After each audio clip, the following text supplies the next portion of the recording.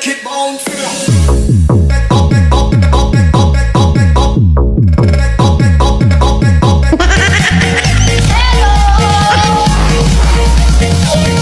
meledak. Perilaku organisasi adalah bidang yang mempelajari bagaimana perilaku individu agar sejalan atau bergerak sesuai dengan organisasi, mulai dari cara mereka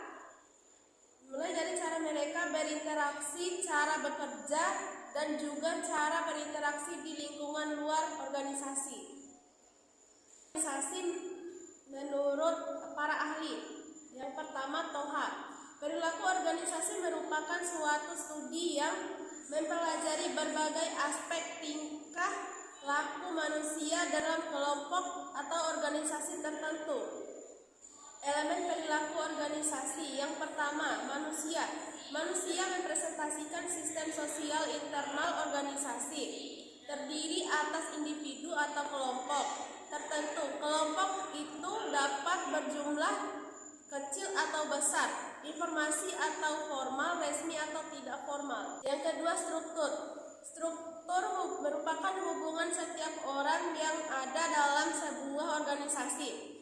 Mereka yang mendalami organisasi akan memiliki peran berbeda dan mempunyai hubungan tertentu satu sama lain.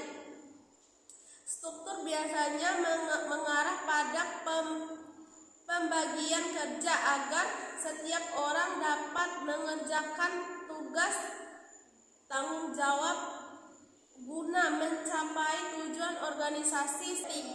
Elemen teknologi. Sifat teknologi tergantung pada sifat organisasi, sehingga akan mempengaruhi pekerjaan dan kondisi kerja perusahaan. Yang keempat, elemen sistem sosial.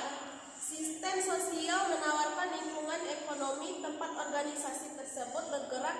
Sistem tersebut mempengaruhi sikap orang, kondisi kerja, dan memberi ruang kompetensi bagi sumber dan kekuasaan.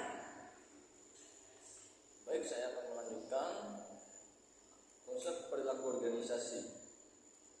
Konsep perilaku organisasi yang pertama itu adalah hakikat manusia. Hakikat manusia mencakup pemahaman terkait perbedaan individu dari individu sepenuhnya, dan perilaku termotivasi menuju pada bagaimana individu berperilaku karena adanya dorongan yang berasal dari suatu kebutuhan. Yang kedua, hakikat organisasi.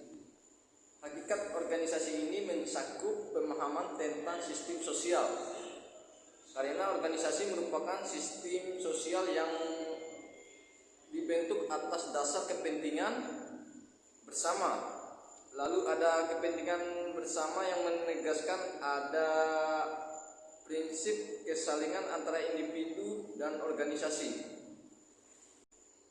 Baik, materi selanjutnya, manfaat perilaku organisasi. Manfaat perilaku organisasi yang pertama, berfungsi sebagai peta kehidupan anggota di dalamnya. Yang kedua, menyelenggarakan penelitian sistematis yang membantu memahami dan memprediksi kehidupan organisasi di masa yang akan mendatang.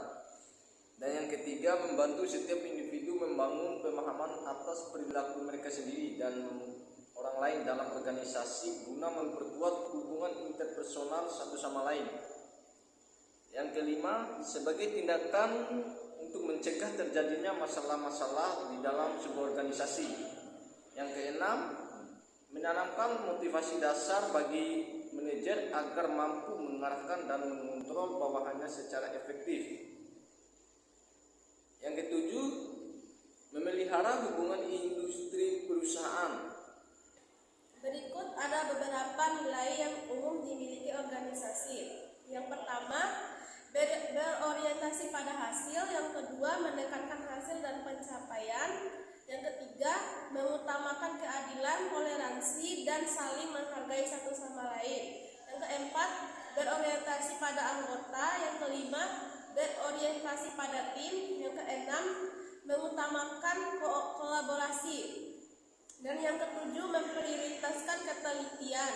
Kedelapan, menghargai ketepatan dan melakukan pendekatan, situasi serta analisis masalah. Yang kesembilan, menjamin keamanan agar dapat memprediksikan situasi. Yang ke-10, menjamin stabilitas.